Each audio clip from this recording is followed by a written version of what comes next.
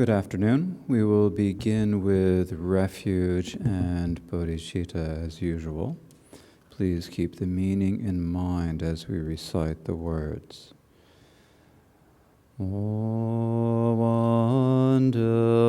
enlightenment I go for refuge to the Buddha, Dharma, and the sublime Sangha, by the merit of being generous and so forth.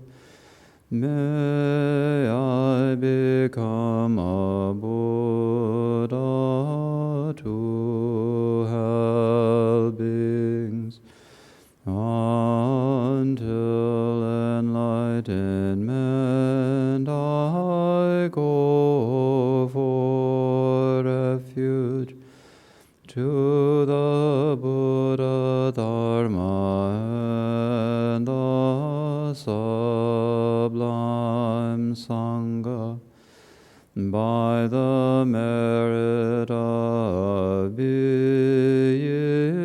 generous and so forth. May I become a Buddha to help beings until enlightenment I go for refuge to the Buddha, Dharma, and the sublime Sangha, by the merit of being generous and so forth. May I become a Buddha to help beings. May all beings be happy and have the causes of happiness. May they be free of suffering and the causes of suffering. May they never be parted from the highest joy, which is devoid of suffering.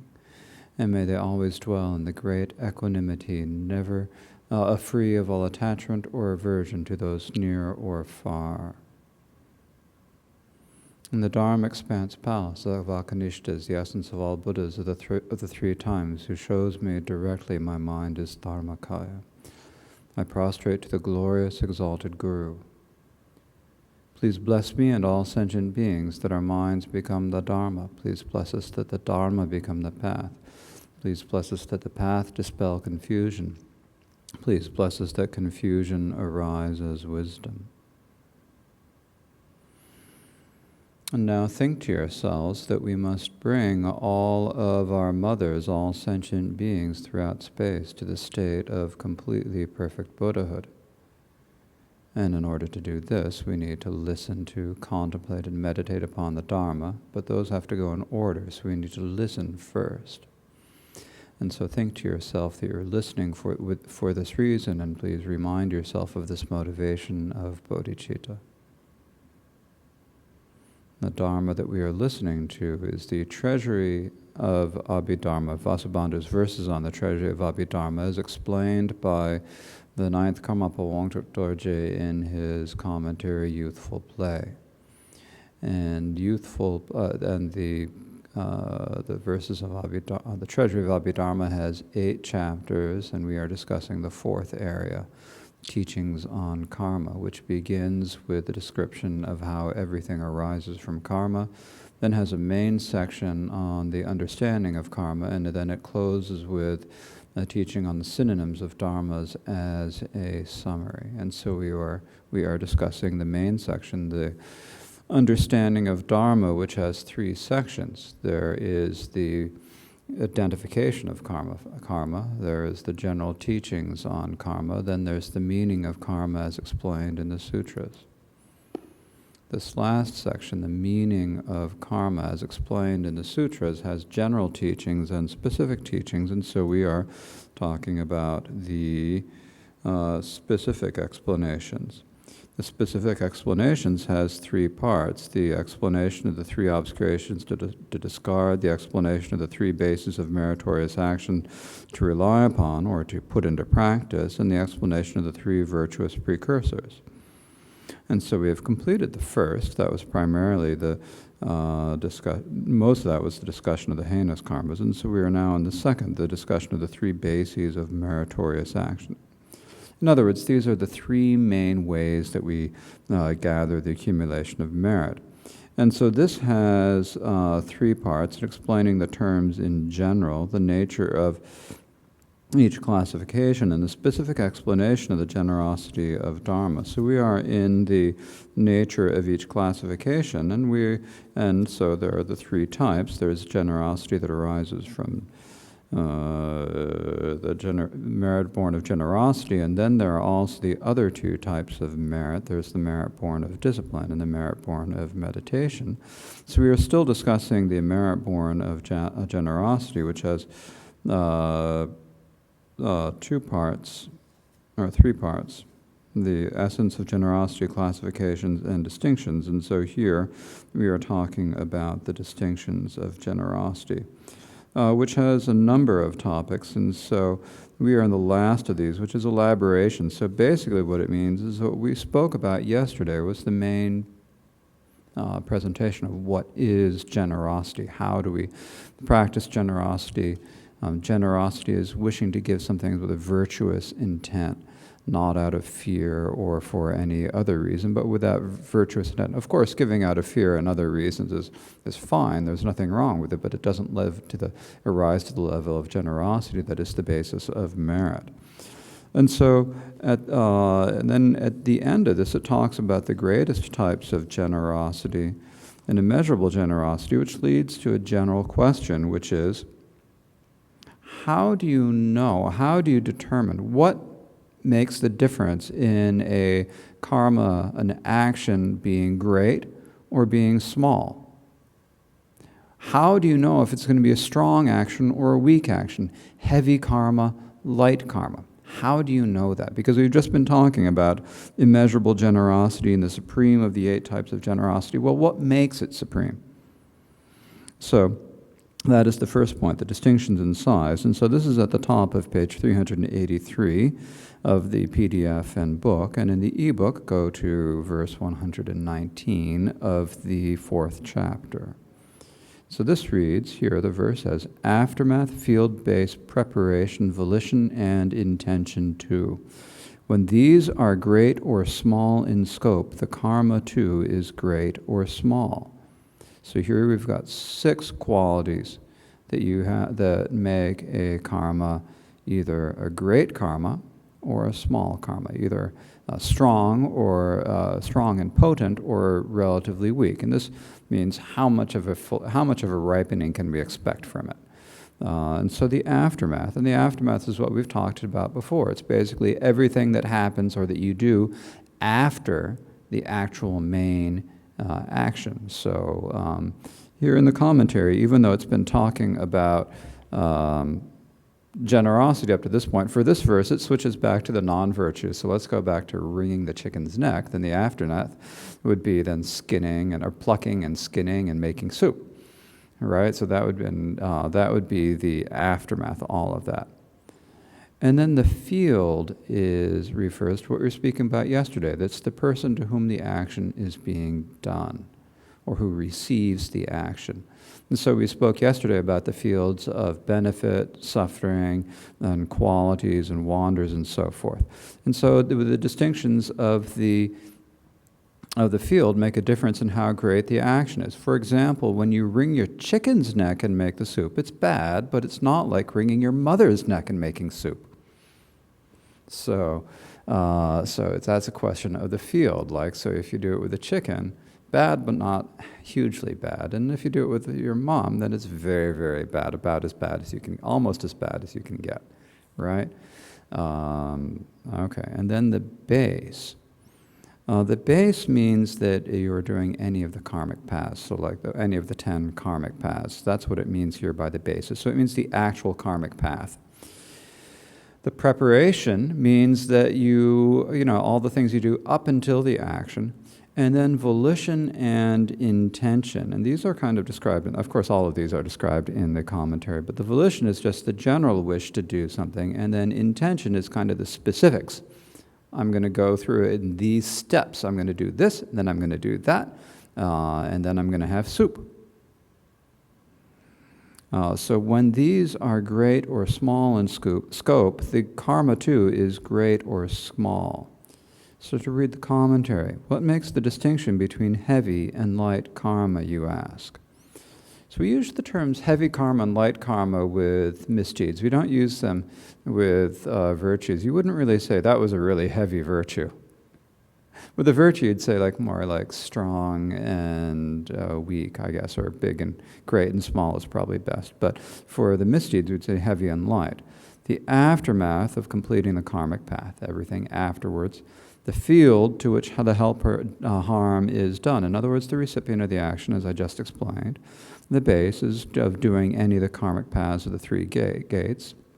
The preparation is that's basically everything from the moment you decide and then you start getting up to go over and do your karmic act. And so then the volition that motivates the karmic paths of body and speech. So volition is kind of more general. You have to have this distinction between volition, which in Tibetan is sempa, and then intention, which in Tibetan is sampa, sempa tang sampa. So sempa, the volition is like saying, I want to do it. I want soup, so I'm going to kill a chicken. Or I want soup, so I'm going to kill mom. And then the intention is thinking, I'm going to get up and wring that chicken's neck and then make soup. Or I'm going to first do this, I'm going to go get the knife, I'm going to boil a pot of water so I can skin it, or whatever. Whatever you're thinking, all that, then up to the moment where you actually kill the chicken or mom. So that's, and actually also even planning beyond that, planning what you're going to do afterwards. How are you going to skin and gut the carcass and all that? So when these 6 causes are great or small in scope, the karma too is great, that is heavy, or small, that is light. So here, it actually can be any of them. Sometimes it's just by the field that it's great. Sometimes it's just by the intention that it's great.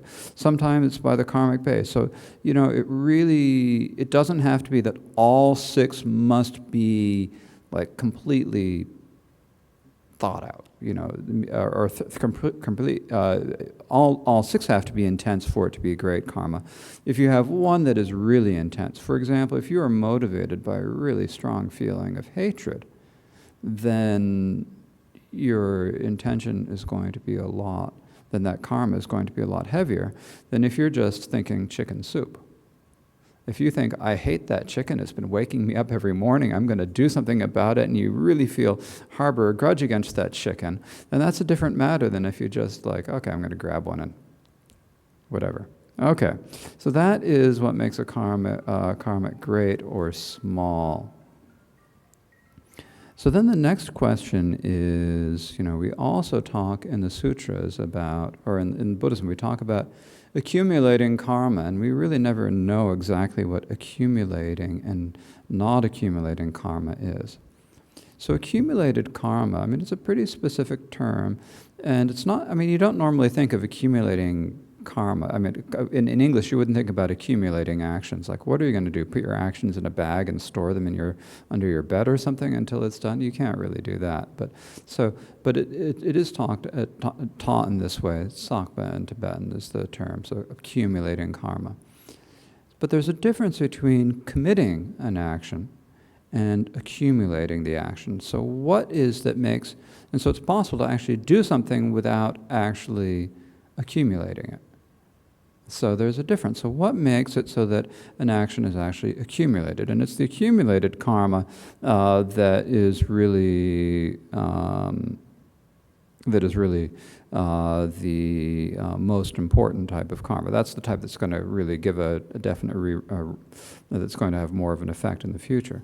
So there's 7 qualities that it needs to have. So that's intentional, complete, without regret, no that is no antidote, no ripening, and association. Due to these, karma is called accumulated. So those are the 7 things that you need. Intentional, complete, Without regret is one, though it's broken on two lines. No antidote for it. You don't have any antidote for it. Or ripening means it's going to have full ripening. And association, that means that there are all the mental factors and so forth associated with it. So that gives us what? Is that 6 or is it 7? 6. That's 6 then, not 7. I misspoke. See, when you break phrases over lines, that's what happens. When we say that we have done an accumulated karma, what is accumulated karma? So you talk about an action that has been done and an action that is accumulated. What is the difference? So accumulated karma is karma that is neither unwitting nor involuntary, but that is done after consideration or intentionally. In other words, it's kind of premeditated. And here I translated the word as involuntarily, but another way to talk about it might be not done, what's the word? Impetuously. You just kind of go out if you just go out and do something without thinking about it. Or if you don't really know what you're going to do. So if you just kind of end up going out and along your way happen to kill a chicken, that's different than if you are actually intentionally thinking, I'm going to kill a chicken and do it, right? So that's the difference. So it's intentional. So it's not haphazard, just like, oh yeah, I'm walking along, there's a chicken, wring its neck. That's not, that's going to be different. And so that's the first thing. It has to be intentional. The second, second factor is that it has to be completed. If you don't quite finish it, it's not really accumulated. In other words, if you just do the preparations but not the actual action. If you happen to get stopped before you actually wring the chicken's neck and the chicken goes running away, then you haven't actually accumulated the karma. Of course, there's it's not like the preparation is faultless or is great, but you haven't accumulated. Then the third factor is without regret after the karma is accumulated. So after you've done it, if you think to yourself, oh, that chicken was good soup, glad I did that, then it's going to be accumulated. But if afterwards you are filled with regret, it's like, oh my gosh, that was my mother from a previous lifetime. How could I do that? I don't remember the kindness of my kind parents, even though they happen to be reborn as chickens now. So if you don't have that sort of a regret, then the karma is going to be accumulated. That has no antidote. In other words, that you're not applying in particular, it says for the antidote, it says the 4 foundations of mindfulness, which are mindfulness of body, speech, body, feeling, mind, and dharmas, which are discussed in chapter 6. So we'll go to those next year. But basically not using any of the antidotes. Like when you have the antidotes for bad karma. For example, if you are feeling, with my perennial example of wringing the chicken's neck, if you are not thinking about the defects of samsara and the ripening of karma and how many chickens you've killed and how many times in hell your head is going to be wrung off of its neck and all that, if you're not thinking about that, then there's no antidote, right? So the antidote is kind of related to regret, but also in particular applying the Dharma antidotes, the antidotes that will remove the afflictions in particular. That's why it says the 4 foundations of mindfulness. Karma that has a definitely experienced full ripening. So if the karma's got a definitely, so we talked about the 4 types of karma, the karma that's visibly experienced on rebirth, experienced in other lifetimes, and that is not definitely experienced. And so it has to be one of those first 3, then it can be accumulated. And that has all of the corresponding associations. The associations here refers to all the various mental factors, especially the afflictions and near afflictions and so forth. So if all of those 6 things are there, then when you do the action, then it is called accumulated. So that's what we mean when it's accumulated. So basically what you're saying is that for accumulated, it's intentional, thought out, complete. It's going to have ripening, and you're basically using your mind. You've got all of the different mental factors. It's not like it's just something you're doing. There's a bit more intentionality to it. So that is what describes it. Now, so the opposite of that, of course, would go for a virtuous action. So if you're making an offering to a stupa, for example, if you're doing it willingly, intentionally, and if you actually make the offering and finish making it, you have no regrets, you think it's been a great thing that you've done, there's no antidote. Why would you have an antidote for a virtuous thing? You know it's going to have full ripening, and there are all the virtuous mental factors, then that is going to be an accumulated positive karma.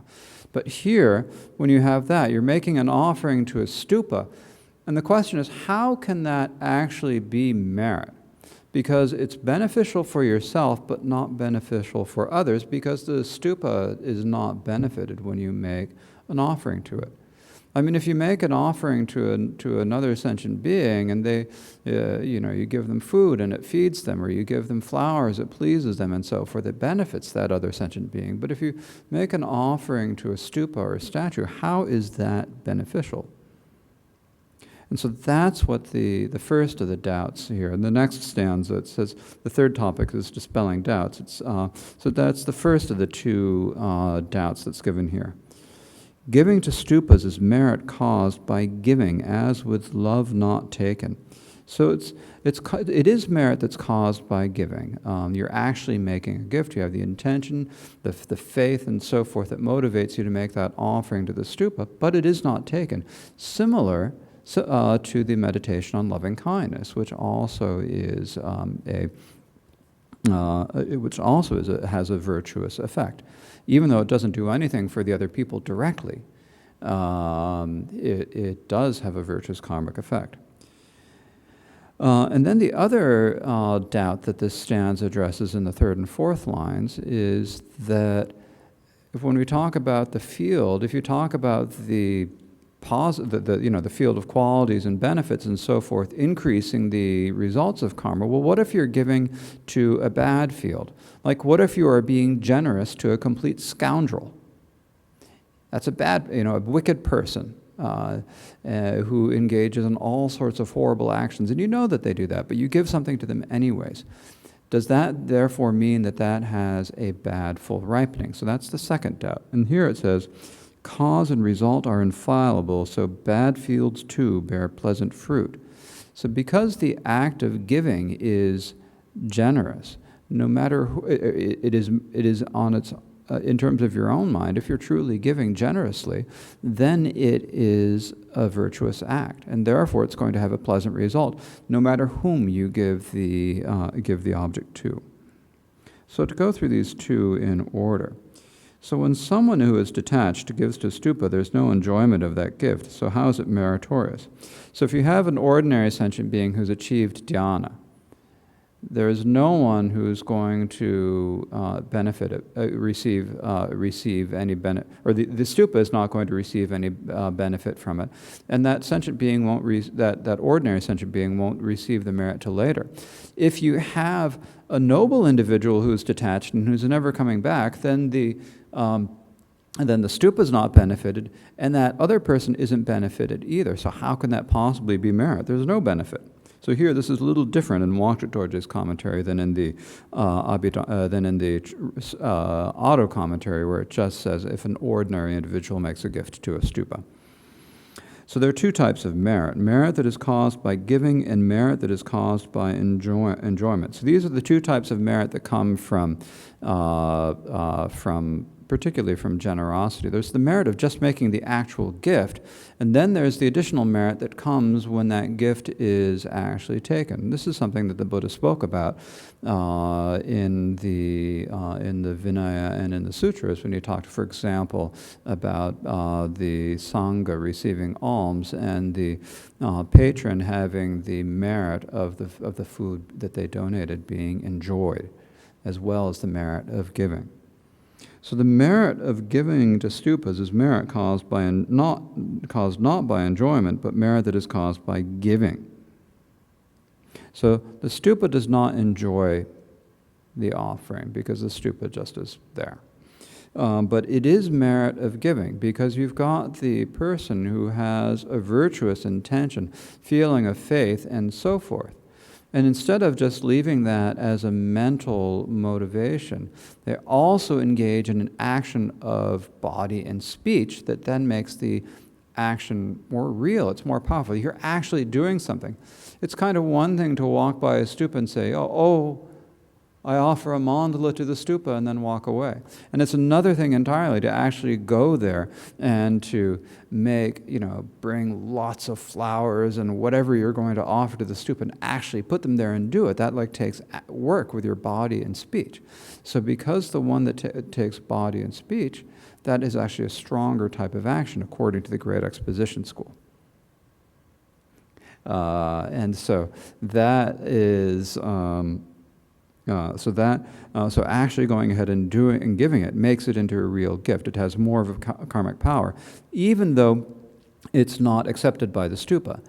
Still, it has a lot of merit. For example, we talk about the merit of meditating on loving kindness. Particularly when you meditate on loving kindness for all sentient beings, we say that has tremendous amount of merit, as we as we will get to in a few minutes. Or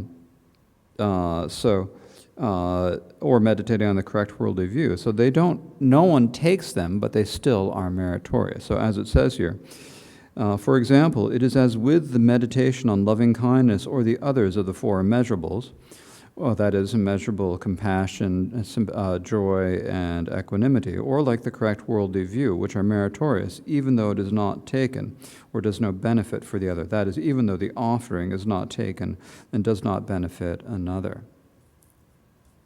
So that's the first, and then the top of the next page, we speak about the next doubt. Well then, if it is logical that being generous with gifts to a good field produces a pleasant result, how is it that giving to a bad field brings a pleasant result? It's because whatever type a cause might be, the result born from it is infallibly of the same type. In other words, a virtuous result is a virtuous cause is by its nature going to bring a pleasant result. An unvirtuous cause is by its nature going to bring a painful or unpleasant result. That is just the nature of the causes.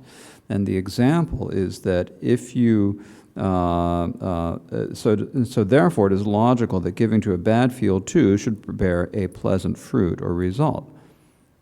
So even if you're giving to scoundrels, then that is still an act of generosity, and it's still going to bear a pleasant result. For example, grape seeds produce sweet fruits, and neem seeds produce bitter fruits. So when you have examples like this one, you should not examine them too carefully.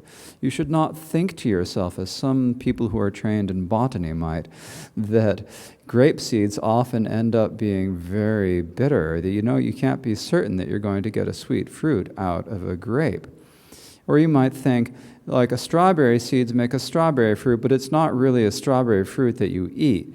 And then therefore, when you do them, you think too much about things in that way, you just get rid of all your examples. You understand the analogy already, even without thinking about it too much. It's just an analogy. So sweet seeds bring sweet fruits. Bitter seeds bring bitter fruits, like the neem. Neem is a type of tree that grows in India that's known for its bitter antiseptic qualities. And in fact, traditionally it's used as like a toothbrush, a natural toothbrush. You break a twig off the tree and you chew it. And that's how you brush your teeth traditionally in India. Okay, so that's the merit born of generosity. So we have the other two types of merit, the merit born of discipline and the merit born of meditation. So this is three topics: the nature of each, the result of both, or the results of both, it should say actually, and additionally an explanation of the four merits of Brahma. So the nature of each has two topics: the merit born of discipline and the merit born of meditation. And so we go through the merit born of discipline, which has 3 points. So identifying what is discarded. So discipline is basically giving up, killing, and so forth. So how are we identifying what's discarded? Immoral is non-virtuous form that twofold discipline discards. So the immoral. So we have immorality. So that's just basically killing, taking that which is not given, sexual misconduct, the 4 of body, the 4 of speech, the 3 of mind, and so forth. So it is the form of the non-virtues of taking life to idle chatter. The 4 of 7 abandonments, excuse me, I said the 3 of mind, didn't I? I should have not said that. It's the actions of body and speech that we're talking about here. So immorality is those. The 4 of 7 abandonments of non-virtuous form is discipline. So in other words, the 4 abandonments is if you have the lay precepts or the novice vows. The 7 is if you have the bhikshu or bhikshuni vows. That discarding is the twofold discipline of the perceptible, by which one discards immorality, and the imperceptible is the discarding. In other words, you have the perceptible and the imperceptible aspects of the vow, which we have already discussed at great detail in the beginning of this chapter. There's the perceptible and imperceptible in the first moment, and the imperceptible in the following moment. So these are the 2 aspects of discipline. So that's when we're talking about immorality, but there's another aspect to discipline, because there are 2 types of unwholesome actions that we talk about. There's the naturally unwholesome, and there's also the prohibited unwholesome. So this next point discusses the prohibited unwholesome. Its antidote, discipline, that which the Buddha barred as well. Discipline is not pervasively the antidote for immorality. It's not necessarily, in other words. It can also be the antidote for basically just carelessness. There are things that may be done in particular times or circumstances, but in other times and circumstances because causes of the inherently unwholesome. So in other words, it's an action that in itself is not unwholesome, but there are times it can lead to unwholesome actions, to inherently unwholesome actions. So this is that which is not immoral in nature, but which the Buddha's word barred. In other words, the Buddha said, do not pluck leaves from live plants, and so forth to the bhikshus. Or do not drink alcohol and intoxicants to lay practitioners and monastics. And so forth. These are prohibited. They're not wrong. They're not natural. They're not inherently unwholesome. It's only when you hold a vow not to do them that they're prohibited. So then they're the prohibited unwholesome because you have the vow. So this is such as swearing not to eat at the wrong times, has both perceptible and imperceptible forms, and is discipline as well. So when you are swearing to keep the vow of not eating at inappropriate times, when you take the fasting vows or the Mahayana Sojong vows, and you then don't eat between noon, solar noon, and sunup of the next day, then that is, that's that discipline. So that is both perceptible and imperceptible discipline. Having sworn to the precept of abandoning something, if one does it, it becomes immoral. So once you have taken that precept, that day you have taken the Mahayana Sojong vows, and you get up from lunch, and once you've stood up after lunch, then from that point until the next morning at sunrise, you aren't supposed to eat. And so then if you go out and you get yourself bubble tea with those little bubbles in it, and you eat the bubbles, then that is immoral, not because eating bubbles and bubble tea is actually bad. Perhaps from a physiological level, maybe a nutritionist might think so, but there's nothing ethically wrong with it, as far as I know. It's just what tapioca. At any rate, so there's nothing wrong with it on its own, but because you've taken that vow on that day of the Mahayana Sojong, then you don't eat the bubbles in your bubble tea.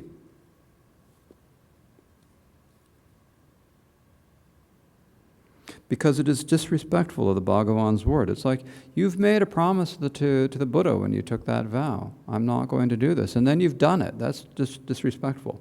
So this teaches implicitly that it is not immoral for those who have not sworn to the discipline. So when you go out with your friends, and you have the Mahayana Sojong vows, and they are there slurping down their bubble tea and chewing away on the tapioca balls, then sorry. You just have to be careful. It's not immoral for them, but if you were to do it, it would be immoral for you. Okay, the merit of purifying it. There are 4 qualities of the utterly pure. So what we're talking about here, it says the merit of purifying it here. Really what this is talking about is what makes your discipline pure. How do we know that discipline is pure? And so it's saying that there are 4 qualities that pure discipline has, 4 qualities of the utterly pure.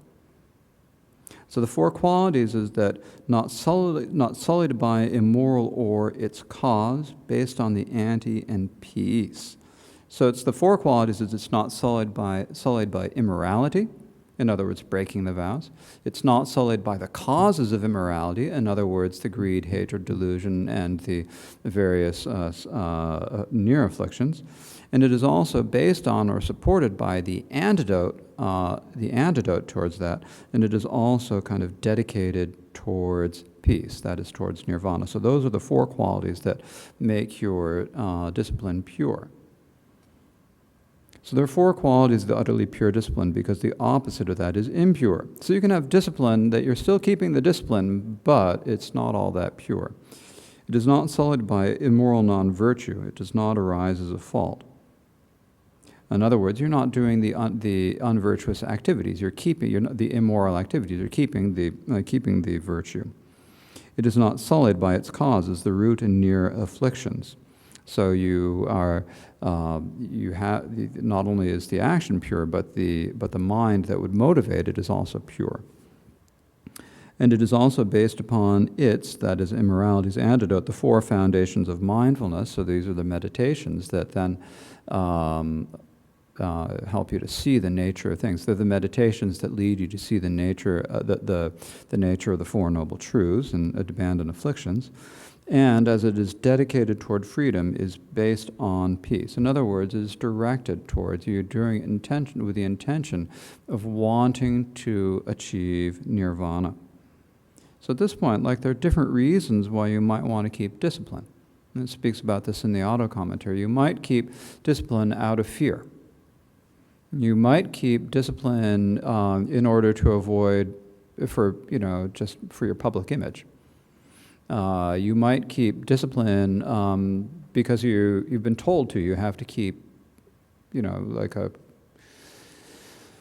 it says a king has commanded you to do it in the auto commentary, which I guess doesn't happen so much anymore. Maybe in Canada, if the Queen commands you to do something, or the governor, I should say, the Governor General. And then whatever, so that's like one. If you're doing it with these reasons of being, they're not the real reason for holding discipline. The real reason for holding discipline is that you want to achieve nirvana. You want to achieve freedom from suffering. And that's what makes true discipline. It's the discipline of those who have the wish to achieve emancipation from samsara. That's really what we need for discipline. Now, of course, most of us, when we start out, we don't even really know what that means, and so it takes a while for us to get there. But it's good to think about it and contemplate the defects of samsara, impermanence, and so forth, and develop the wish for freedom. So that is the discussion of discipline. And so now we've come to the section on the merit born of meditation.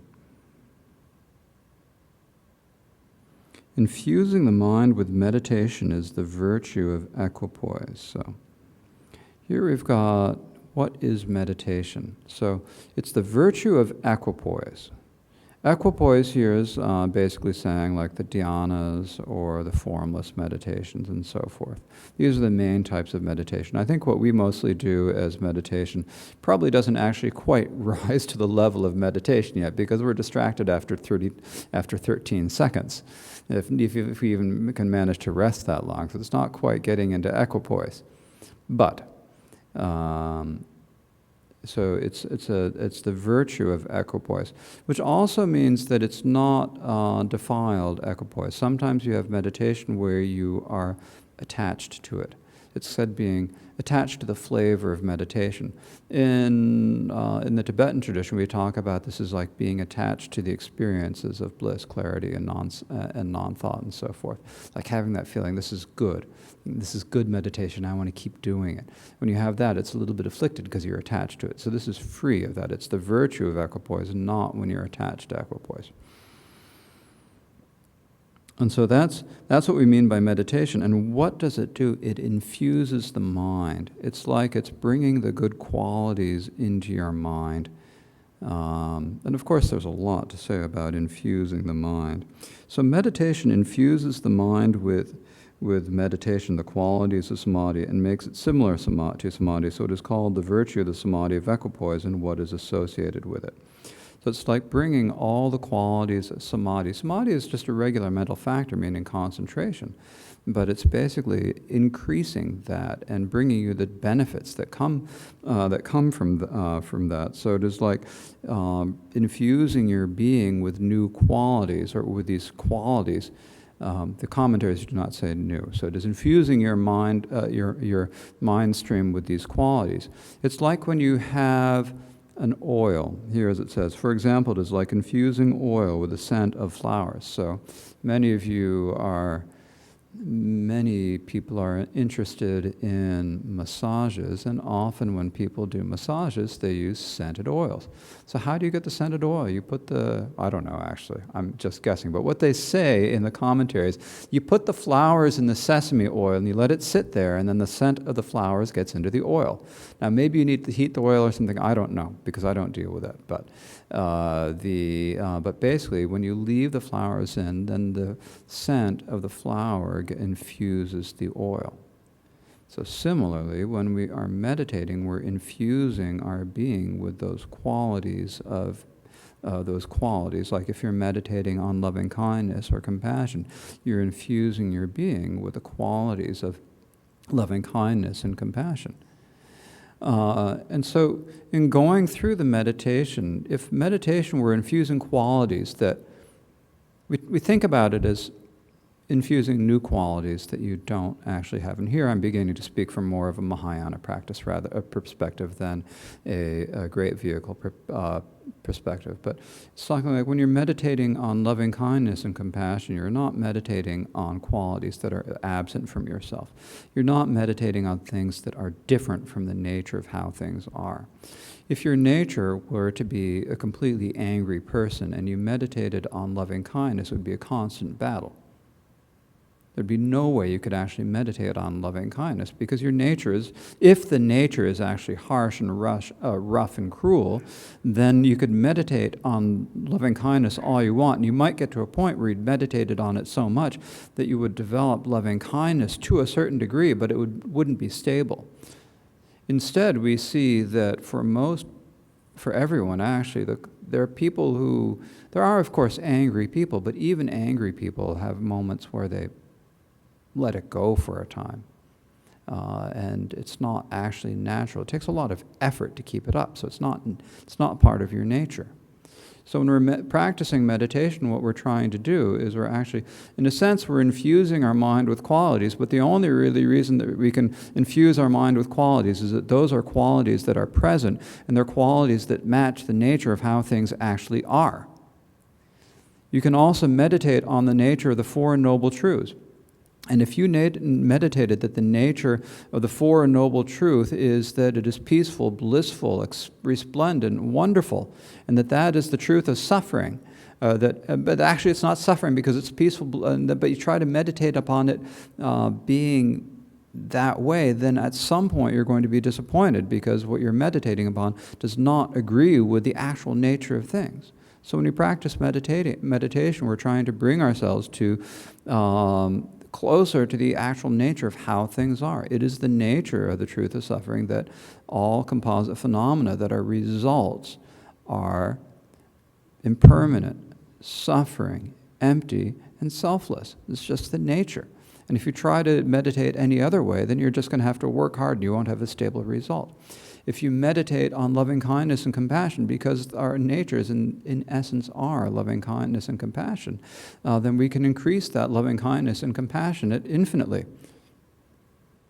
So that's what we do with meditation. So here it says infusing yourself with qualities, but what you're doing is really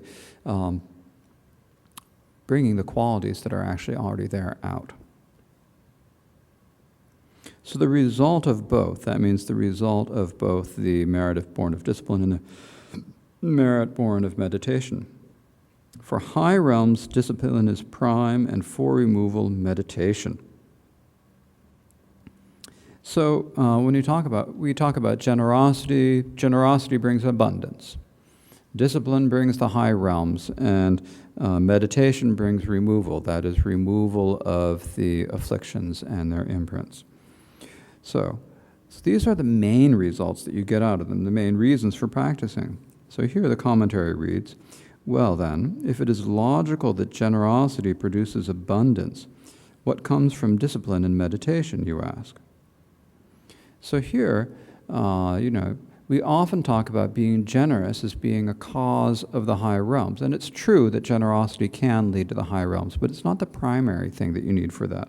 It primarily brings abundance. But of course generosity can be the cause of higher realms, but for the sake of attaining a body in the high realms, maintaining discipline is primary.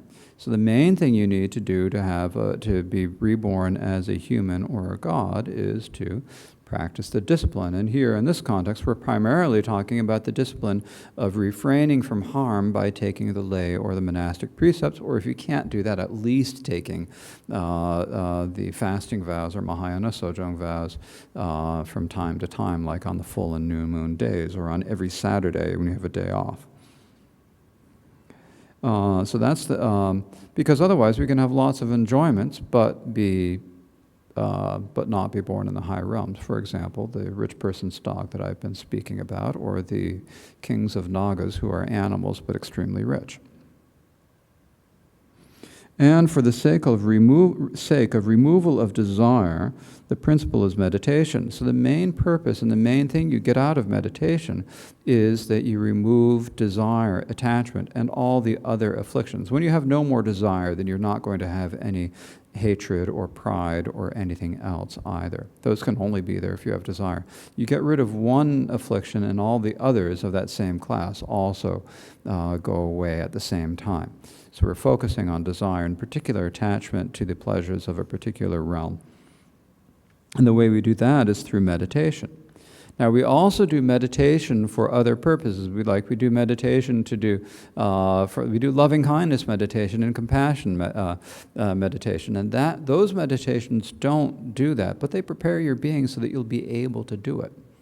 We'd also say that we practice discipline in order to remove our attachment to the realms. So like we take the lay precepts or the monastic vows and we keep them in order to be able to eliminate the afflictions. And in this way you can say that yes, discipline removes the afflictions, but it does not do it directly. Discipline then allows you to have the meditation that then allows you to remove the attachments. So why is it that discipline allows you to do that? It's because it calms your mind down. When you're constantly doing unvirtuous things, when you're not holding back from unvirtuous things, then you're just disturbing your mind over and over and over again. And as you're disturbing your mind over and over again, you're undoing all of the good that you had done by meditation. It's like when you want to do a lot of meditation, what do? Do you go to a nightclub? No, you go to a retreat. Okay, if you are an 8th level bodhisattva, you go to the nightclub. But if you're not an 8th level bodhisattva, don't kid yourself. Go to retreat. Right? So you go to this is why we take ourselves away remove ourselves from the world, and we remove ourselves from, we get solitude of the body by going to a retreat, we solitude of the mind by practicing discipline, and then we can actually practice meditation. And so, in effect, we do generosity in the same way we do generosity in order to achieve the benefits of meditation, because you can't practice meditation if you haven't got enough resources, and you're not going to have any resources unless you have been generous in the past. So you're generous to make sure that you're going to be able to practice meditation. You're generous so that you'll have abundance when you're born in the high realms, and so you practice. So you're generous and you have discipline to be born in the high realms and have a certain level of comfort, and then you practice meditation. And of course, since we're all already in that position, we have to do what we can for meditation now. So the next thing is an explanation of the 4 merits of Brahma. So we talk about these, the 4 merits of Brahma. These are also sometimes called the 4 Brahma Viharas. So there are 4 actions that are called the Brahma's merit.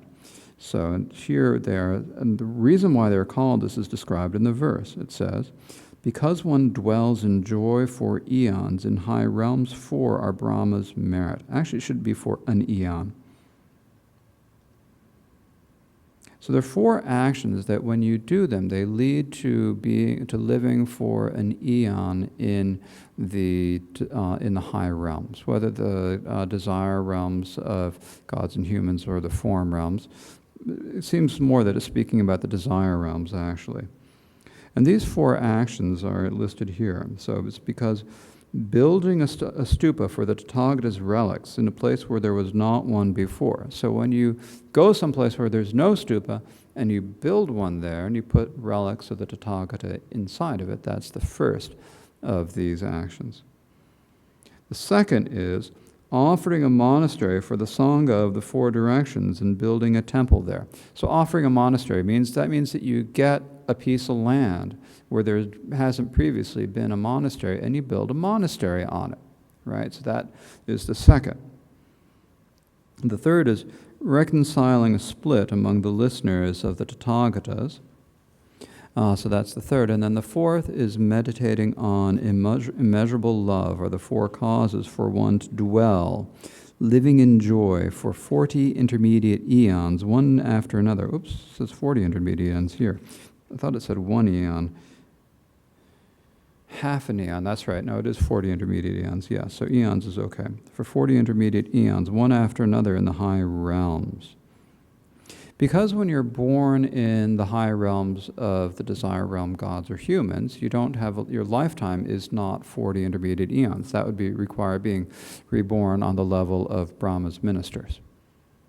So instead of saying that you're going to take one birth that lasts for that length of time, instead this is saying that you will be reborn time after time in the high realms through the merit of that. Similar to what we were speaking about the other day, when you have making a fortune from a single coin, you have one action that then promotes you doing these virtuous actions over and over again, so that you're continuously born in the high realms. So they are similar to the merit of Brahma's ministers. So the 4 of these is called Brahma merit. When we say that they're similar to the merit of Brahma's ministers, this means that this is the same amount of merit as you need to be reborn on that level of Brahma's ministers. But here it's ripening in the desire realm. So this means that you are doing these actions. Now the meditation on loving kindness here, this means that it's not just sitting there and feeling loving kindness and warm and fuzzy for a few sentient beings. It's actually meditating on loving kindness so that you can feel true loving kindness for all sentient beings, starting with yourself, which is often the hard part, especially for a lot of people from Western backgrounds. But it's a necessary step. And then you can feel it for your parents or other close people, and then you need to be able to feel it for friends. You need to be able to feel it for people whom you don't really know, neutral people. You need to be able to feel it for enemies. That's a hard one for a lot of people. And when you can't really feel it for an enemy, then you have to kind of step back and go a few steps back in the meditation and meditate more on your friends and on neutral people, and then try meditating on loving kindness for enemies. And then you meditate on it for everyone in your town and everyone in your city, everyone in your province or state, everyone in your country. And then once you can do that, you meditate for everyone in the world. Then you meditate for everyone in the East, not only in this world, but in all of the other universes that are off to the east. Then you meditate for everyone to the south, not only in this world, but all sentient beings, not just humans. all sentient beings to the south, and whatever universe there are, as many universes as there may be off in the southern direction. Then for the west, same, and then for the north, and then for those above and for those below. And when you can meditate for all of those, and sometimes it's broken down into 10 directions instead of just 6 like I did here. But basically, when you can feel as much loving kindness and affection as for any being in any of the 10 directions, anywhere in the universe, as you would feel for your own child, as for your own baby, then that's the amount of merit that we're talking about. So this is not just your garden variety loving kindness that makes you feel good for 10 minutes. This is the loving kindness that really is deep and pervasive. And this is a really incredibly important quality for us to try to develop. And one that I think that we often neglect. Because if you don't appreciate sentient beings, if you don't see them as valuable, if you don't really feel affection for them, how can you feel compassion for them? You don't feel compassion for beings you don't like.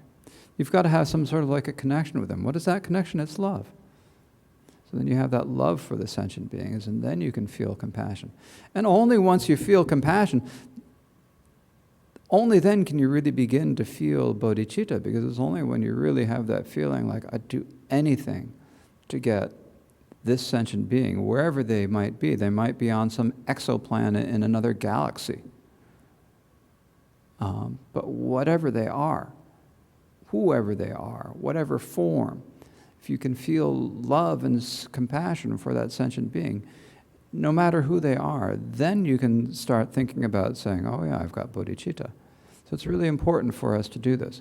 Now, of course, when we begin, we don't often take it to this degree. And we always start where we are in terms of being ordinary individuals. And so we recite the texts, the various prayers for the 4 immeasurables and going for refuge and bodhicitta at the beginning of teachings, and hopefully we think about the meanings. And we gradually develop the qualities. But it is important to really go through and try to develop these qualities. It's not like there's something that's foreign, something that we can't develop. As I was saying before, loving kindness and compassion are natural. There's something that we can develop and that we need to develop. And they can be developed from lifetime over lifetime. It's not like you're going to lose it in your next lifetime. The more you develop this now, the better off you're going to be in this lifetime. And the better off you'll be in future lifetimes. So it's really critical to meditate upon that as much as you can. So the merit of these is called Brahma's merit. So picking up in the 4th line on that page, this is said in the sutras and explained by earlier masters. The great exposition explains that these are equal to what was explained as the size of each of the merits that fully ripens as a major mark. So we talked about the 100 merits for each of the major marks, so that would be that same level of intention. So when you're talking about those, we're talking about the volitions and so forth. When you just use the word volition, it sounds like it's pretty small. So we're looking at what is the scale of the volition, what is the degree of the thought. That's what's really important. So you've got to have that level of merit there. So now we have a specific explanation of the generosity of Dharma, because we talk about generosity as being 3 types in the Mahayana. Especially we talk about it as material giving freedom from fear or freedom from danger is another way of translating it, and giving the generosity of Dharma. So what is the generosity of Dharma? To give the Dharma is teaching sutras without afflictions as they are. So teaching sutras and other types of scriptures, there are lots of types of scriptures, without affliction. So this means that you're not doing it out of pride, you're not doing it out of envy, you're not doing it out of a wish for anything, you're not trying to get anything out of it, you're just teaching with as pure an intention as you can. And you're teaching them as they are. They're not trying to make things up. Of course, we always end up making up examples, I don't know that the Buddha would have talked about wringing the necks of chickens, but it's an example that he might have talked about that. I haven't read any sutras. The sutra of wringing the neck of chickens, no, I haven't read that sutra. But the examples are one thing, but the meaning you have to be really careful to get it. It's actually very tricky when you're teaching to not make things up. It's so easy. And then when you read great masters, like if you read the works of Chogyam Trungpa Rinpoche, when you take a look at what he says, really, even though he's expressing it in a very unusual and very contemporary, or a 50-year-old way now, I guess, but it's a very modern way of explaining it. It seems like it's really novel. He's actually really very firmly based in the tradition. If you look at the texts that he's basing his teachings on, and you're looking at what he's saying,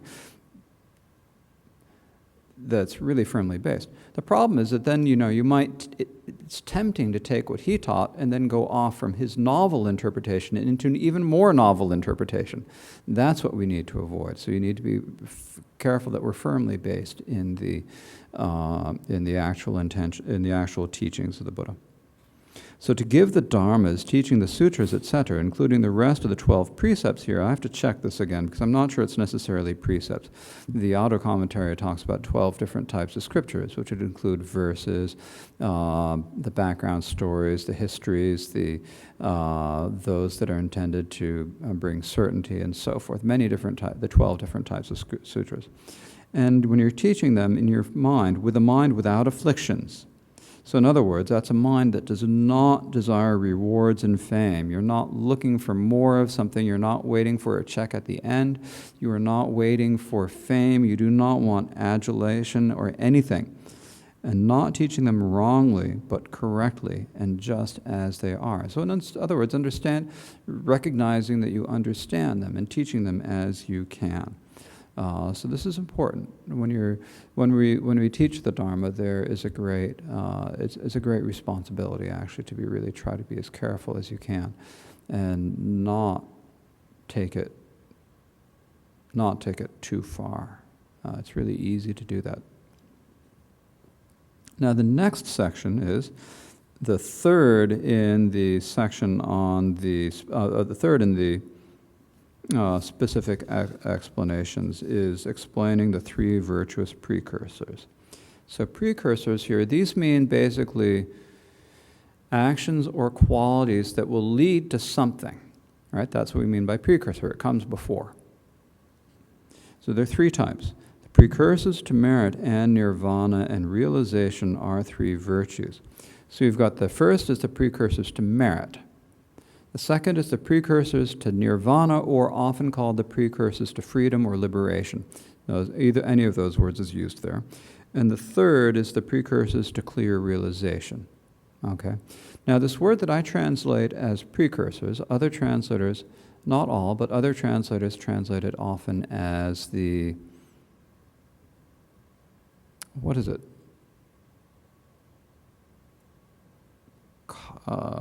Compatible concordance with penetration.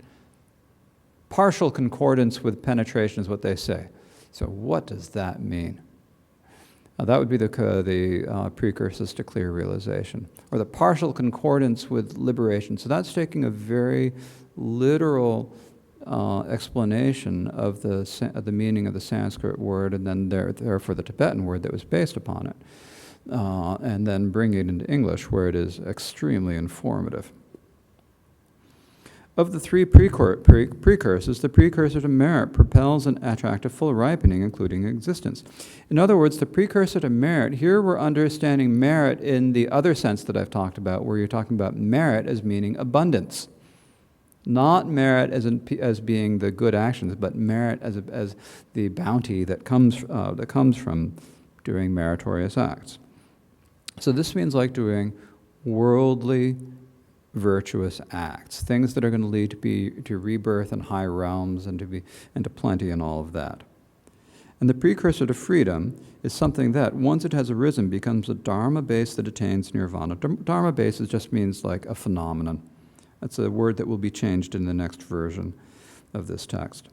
In the revisions. The precursor to freedom. So this means essentially when you have that intention, I want to do this in order to achieve liberation. In particular, in particular as a sign of it, as a sign of its presence. In other words, in a way you know that you have that precursor to freedom is that when you hear about the faults of samsara, about the qualities of nirvana, when you hear about the possibilities of realization and so forth, and your hairs stand on end out of faith, you feel tears come to your face, and so forth, that means that there is a precursor to freedom within you. So generally what we're talking about here, in other presentations, they talk about this as being like the path of accumulation. You have that genuine desire.